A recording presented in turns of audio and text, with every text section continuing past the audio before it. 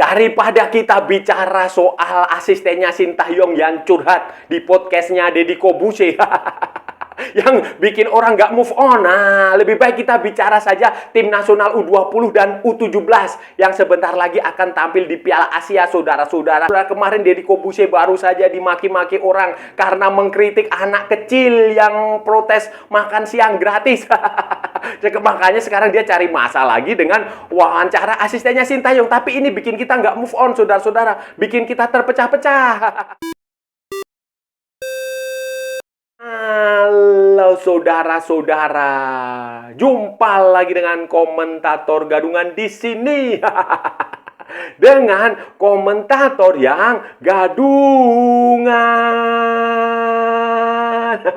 Seperti biasa, saudara-saudara, seperti biasa. Kalau kita sudah bertemu, pasti akan ada yang kita bicarakan. Akan ada yang kita perbincangkan. Kita ulas, kita analisis, kita cakap, kita bacotin, kita gibahin, kita cangkeman. Tentang sepak bola di seputaran Asia Tenggara, di negara-negara tetangga, negara-negara sahabat, negara-negara jiran, negara-negara serumpun. Indonesia, Malaysia, Thailand, Vietnam, Laos, Myanmar, Kamboja, Filipina, Brunei, Darussalam, Singapura, Timor Leste, Australia, Wakanda, Konoha, negara api, negara angin, negara air, negara dongeng, dan sekitarnya. Semua akan kita bicarakan secara fair, secara jujur, secara adil, tanpa muatan politik, tanpa kebencian, tanpa provokasi, hanya berdasarkan fakta dan bukan klaim semata, saudara-saudara. Tidak ada hoax, tidak ada hoax, tidak ada hoax. Baik yang sudah lama maupun yang terkini. Bebas, saudara-saudara. Bebas, bebas, bebas, bebas. Yang penting, sopan.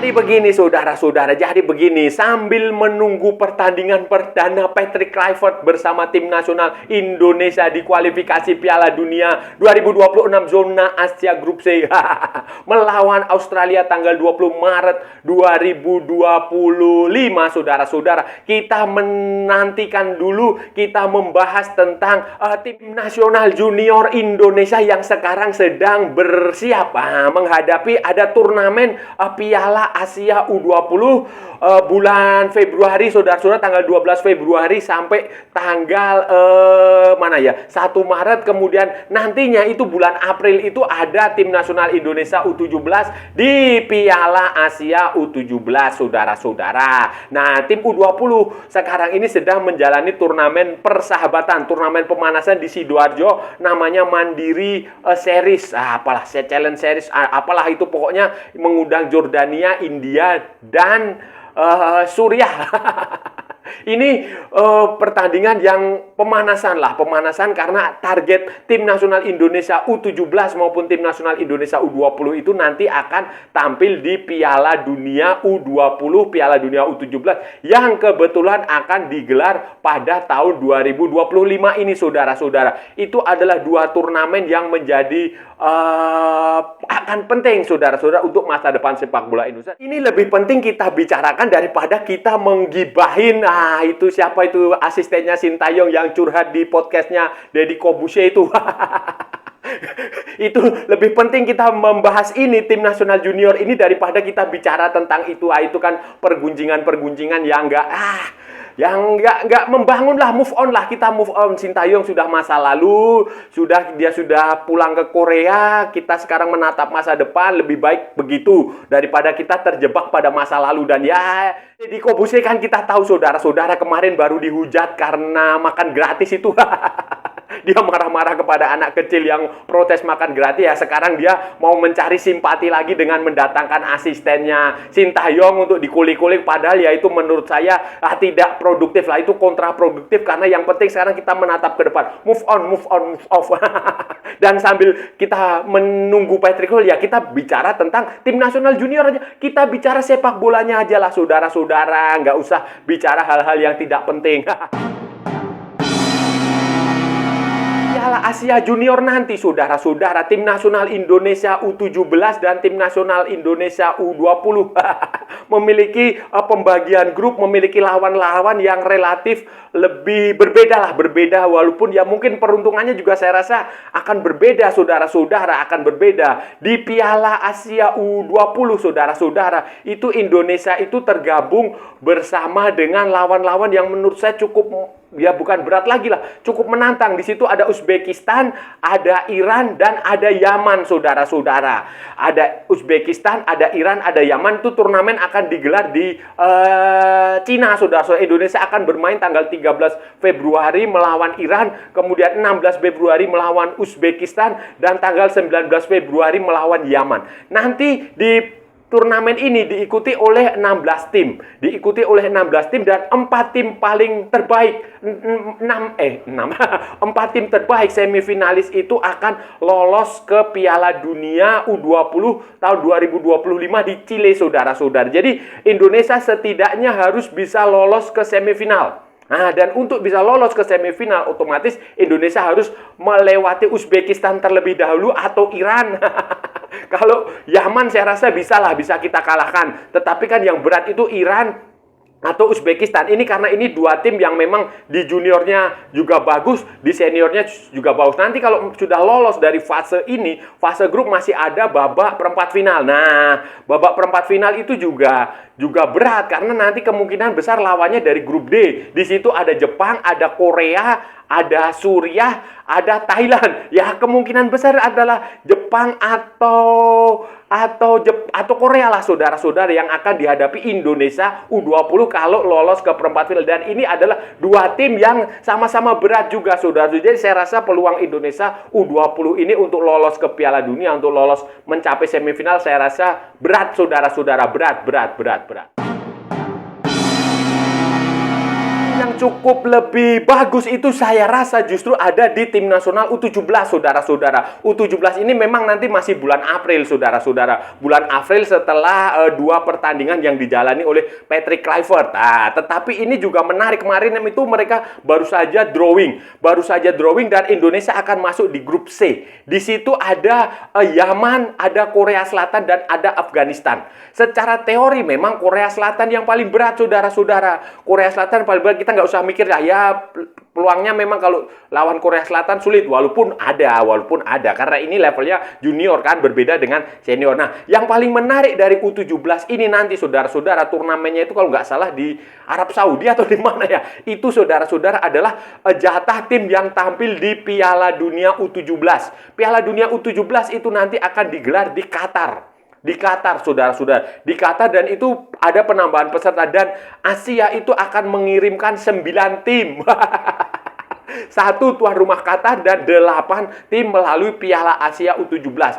8 tim itu berarti, saudara-saudara, semua tim yang lolos dari fase grup itu akan bisa tampil di Piala Dunia. Tim yang tampil di perempat final. Perempat final itu kan 8 tim kan, berarti kan 8 tim itulah nanti yang akan tampil mewakili Asia, mewakili AFC di Piala Dunia U17 yang akan diselenggarakan di Qatar mulai tahun ini 2025 sampai 2029. Ya, uang, saudara-saudara, uang berbicara. Itu, saudara-saudara. Itu peluang Indonesia besar lah, karena kalau ya kita lihat sini Korea mungkin kita bisa imbang, itu sudah lumayan lah, sudah bagus, tapi bukan potensi untuk menang juga ada. Kemudian kalau melawan Afghanistan, melawan Yaman, ya saya rasa bisalah, saudara-saudara, bisalah tim U17 ini mengalahkan Yaman. Indonesia di semua level kalau mengalahkan Yaman, mengalahkan Afghanistan, saya rasa bisalah, karena ya kualitas mereka tidak terlalu bagus, materi pemain mereka ya biasa-biasa aja, kemudian tradisi di sepak bola mereka khususnya di junior juga tidak, junior maupun senior juga tidak terlalu. Jadi peluang Indonesia di U17 ini jauh lebih besar daripada U20 untuk tampil di Piala Dunia, saudara-saudara. Timnas U20 ini saudara-saudara, Indra Safri sudah menjalani pemusatan latihan sejak awal bulan ini, dan sekarang sudah ada sekitar 28 pemain yang akan menjalani pertandingan persahabatan di Sidoarjo Mandiri U20 Series Challenge atau apalah, atau Challenge Series itu yang diikuti oleh Jordania, India dan Suriah. Itu 28 pemain. Tidak ada pemain keturunannya itu hanya Welber Jardim dan Jens Ravens. Itu dua pemain keturunan, karena Dion Max sama satunya lagi itu siapa, yaitu Tim Greipen, itu kemungkinan besar tidak bisa masuk karena proses naturalisasinya itu belum selesai, saudara-saudara. Kan saudara-saudara juga harus paham. Jadi sebulan sebelum turnamen, nah turnamennya itu kalau awal kick off-nya itu tanggal 12 Februari. Jadi tanggal 12 Januari kemarin, PSSI, Tim Nasional U20 itu harus mendaftarkan pemain. Kalau nggak salah itu ada 25 pemain atau 23 pemain yang harus didaftarkan. Nah, dan ketika deadline-nya itu kan Tim Greipen sama Dion Max atau siapa ya? Itu naturalisasinya belum beres. Jadi dia nggak bisa didaftarkan. Kenapa belum beres, saudara-saudara? Karena kan saudara-saudara tahu, Indonesia baru pergantian pemerintahan. Kemudian kementerian yang ngurusi itu sekarang sudah dipecah-pecah. Dulu ada Kementerian Hukum dan HAM. Sekarang kan Kementerian Hukum dan HAM itu dipisah menjadi Kementerian Hukum, ada Kementerian HAM, ada Kementerian Imigrasi, macam-macam, ada 3. Kemudian ganti pemerintah kan tentu saja ganti kebijakan, kan kita tahulah Indonesia kan seperti itu. Ganti menteri, ganti kebijakan, ganti presiden, ganti kebijakan, ganti gubernur, ganti wali kota, ganti semua. Dan kebetulan juga DPR sedang reses dan baru mulai aktif lagi kalau nggak salah minggu awal minggu ini. Jadi itu butuh proses panjang sehingga Dion Max dan Tim Greipen nggak bisa main. Sebagai gantinya ya pemain-pemain yang selama ini sudah bermain bersama Tim Nasional U20 ini, yang kemarin juga juara Piala AFF U19 ya, kayak si Iqbal Gwijangget, Doni Tri Pamungkas, kemudian Arliansah Abdurrahman, kemudian Buffon, Al-Ghifari, kayak begitu, KD Arel Ari Priyatna yang kemarin juga main di Tim Nasional Senior Piala AFF itu, Sultan Jaki, kayak begitu. Itu materi mayoritas pemain, dan walaupun ini pemain-pemain yang bagus, tentu saja kita lihat lagi tadi yang lawan yang dihadapi adalah Iran, adalah Uzbekistan. Kalau kita bisa menjadi runner up saja, lolos itu sudah cukup bagus. Walaupun saya sih pesimistis juga, saudara-saudara. Apalagi nanti kalau sudah tampil di perempat final, di situ kemungkinan besar kan ada di grup D itu ada Jepang dan ada Korea Selatan. U17 juga sama, saudara-saudara. Sebenarnya mereka sekarang juga sedang menjalani pemusatan latihan, kalau nggak salah di Bandung lah, saudara-saudara. Di Bandung, dan kemarin kalau nggak salah sempat itu tampil lawannya timnya Korea itu. Timnya Korea itu mereka sempat bertanding, sekarang sedang pemain, dan materi pemainnya juga tidak berbeda jauh dari pemain-pemain yang sebelum-sebelumnya sudah bersama dengan Coach Nova Arianto dan asistennya Haryanto Prastyo, Tommy Prasetyo itu untuk di waktu kualifikasi maupun waktu Piala AFF U16 yang kita dikalahkan Australia ya. Itu saudara-saudara. Tetapi ini materinya tidak berbeda jauh. Pemain seperti siapa itu, Goli ya, itu masih ada di situ. Kemudian Mirza Fiziotullah, kemudian Fadli Alberto atau siapa itu juga masih ada di situ. Kemudian kalau nggak salah Lucas Lee juga masih ada di situ. Matthew Baker. Matthew Baker ini saudara-saudara pemain keturunan yang di Australia itu sebenarnya juga dipanggil ke Tim Nasional U20. Tetapi Matthew Baker tampaknya lebih memilih U17 karena ya usianya lah, saudara-saudara. Usianya masih 15 tahun, masih 15 jalan 16 kan ya. Kalau usia segitu main di U20 kan secara fisik juga kalah, saudara-saudara, kecuali Anda Lionel Messi, kecuali siapa dulu Neymar itu beda. Tetapi kan ini kita pemain-pemain yang normal-normal aja itu. Matthew Baker ada di situ. Kemudian siapa ya? Ivandra Floresta juga masih ada di situ, Daniel Alvido, banyak saudara-saudara, banyak. Dan ini pemain sekarang sedang memantapkan pemusatan latihan di Bandung kalau nggak salah, dengan berbagai macam taktik dan strategi yang diterapkan dengan karena Nova Arianto ini dulu asistennya Sintayong, jadi sistem pembinaannya tidak berbeda jauh dengan apa yang pernah diterapkan Sintayong, dan ini bagus untuk pemain junior. Sistem sistem ala Sintayong itu bagus untuk pemain lokal Indonesia, untuk pemain muda. Metode yang sama tentu saja tidak bisa diterapkan untuk pemain-pemain keturunan yang sudah berharga mahal, yang sudah bintang di Eropa sana seperti Mads Hilger, kemudian Kevin Dick, Eliano Reinders, kayak begitu. Jay Itzes itu tentu saja tidak bisa diterapkan. Jadi Coach Sintayong yang menularkan ilmunya kepada Nova Arianto itu diterapkan betul di tim nasional Indonesia U17, dan saya rasa nanti peluang untuk lolos ke Piala Dunia itu besar karena di grup ini hanya ada hanya Korea Selatan lawan terberat, dan tim yang lolos ke Piala Dunia itu ada 8. Jadi kalau kita lolos ke perempat final itu sudah pasti kita akan lolos ke Piala Dunia U17 yang akan diselenggarakan di Qatar. Saudara-saudara, terakhir saya sih berharap selalu berharap bahwa sudahlah kontroversi soal Sintayong itu dilupakan, nggak usah dibahas-bahas lagi, nggak usah diungkit-ungkit lagi. Orangnya juga sudah bisa menerima. Kemudian Patrick Kluivert juga sudah mulai bekerja dengan asistennya Alex Pastor, Danny Lancet sudah mulai bekerja untuk memilih pemain, dan pertandingan juga sudah di depan mata. Jadi itu fokus saja ke situ, nggak usah lagi perdebatan. Sekarang kan ada lagi perdebatan apakah McClough bohong atau tidak bohong. Itu nggak usah diungkit lagi. Kemudian apakah jersinya bagus atau tidak, jersey yang baru bagus atau nggak usah dibahas. Sekarang kita fokus aja ke depan. Fokus aja ke depan. Agenda-agenda tim nasional ke depan itu banyak, padat, dan itu harus didukung, saudara-saudara. Kalau Anda memang supporter tim nasional Indonesia, ya Anda harus mendukung. Yang Anda dukung adalah tim nasional, timnya. Kalau Anda mendukung klub, ya klubnya yang Anda dukung, bukan orang-orang per orangnya, bukan pengurusnya, bukan pelatihnya, bukan apalagi pemainnya, bukan siapa, bukan, tetapi tim nasionalnya. Bersatulah, nggak usah lagi dibahas yang nggak penting-penting, karena itu justru akan memecah belah, justru itu akan membuat sesuatu tidak solid. Ya kasih kesempatan dulu lah, kasih kesempatan Patrick Kluivert untuk membuktikan diri, dan sembari menunggu itu ya kita sekarang fokus yang ada di depan kita apa? Tim nasional junior U20 akan sebentar lagi akan tampil di Piala Asia. Nah, itu kita dukung. Setelah itu nanti ada tim nasional U17 akan tampil di Piala Asia juga. Kita dukung. Kan Indonesia sekarang ini semua tim nasional kelompok umur itu, senior maupun junior itu kan semuanya tampil di Piala Asia. Itu kan sesuatu yang luar biasa. U23 kemarin juga sudah tampil di Piala Asia. Senior juga sudah tampil di Piala Asia. Nanti juga akan tampil lagi di Piala Asia 2027. Nah, masih ada lagi U23. Semoga juga lolos lagi ke Piala Asia U23. Jadi kita dukung sama-sama lah, kita dukung sama-sama, kita nggak usah berdebat hal-hal yang tidak penting. Nah, saudara-saudara, itu tadi pembahasan kita hari ini, saudara-saudara.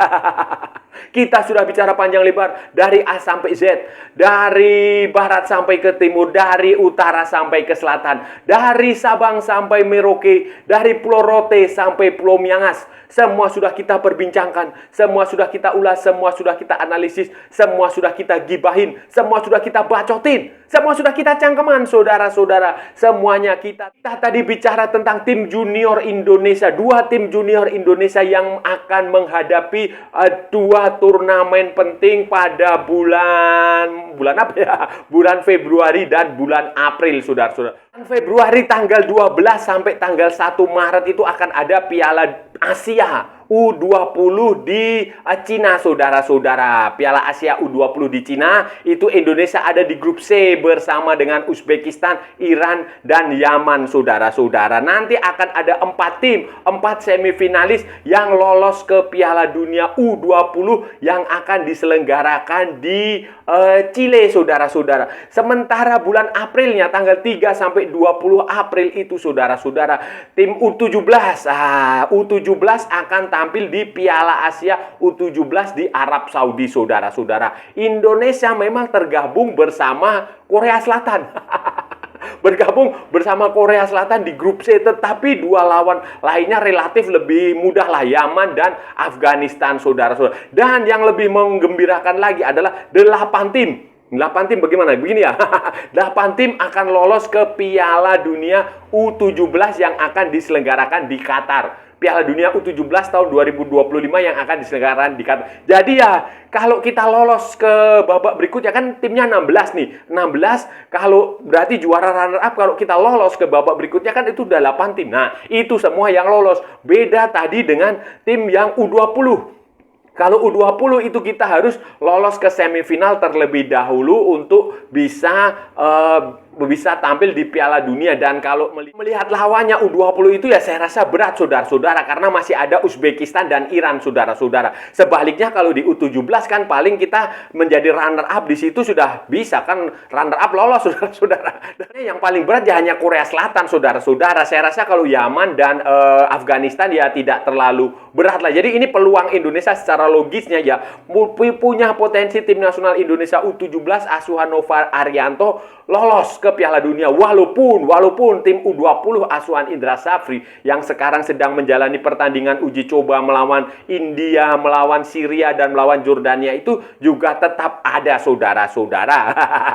Dan saya rasa sudah cukup ya pembahasan kita kali ini. Kalau ada salah-salah ya mohon maaf. Namanya juga gadungan saudara-saudara. Wajar kalau gadungan itu salah. Tetapi kalau benar berarti sebuah kebenaran.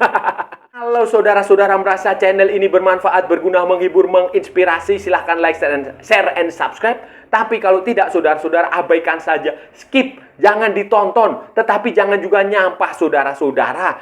Jangan memberi komentar yang aneh-aneh, yang menghina, menghujat, melecehkan, merendahkan orang maupun negara lain. Ikuti juga akun media sosial Komentator Gadungan, ada di Instagram, ada di Facebook, dan ada di TikTok yang bukan TikTok Shop, saudara-saudaraku semuanya. Oke, sampai bertemu lagi di edisi-edisi berikutnya dengan tema-tema yang jauh lebih tidak bermanfaat, dengan tema-tema yang jauh lebih tidak berguna, dengan tema-tema yang jauh lebih membagongkan. Salam olahraga dan merdeka!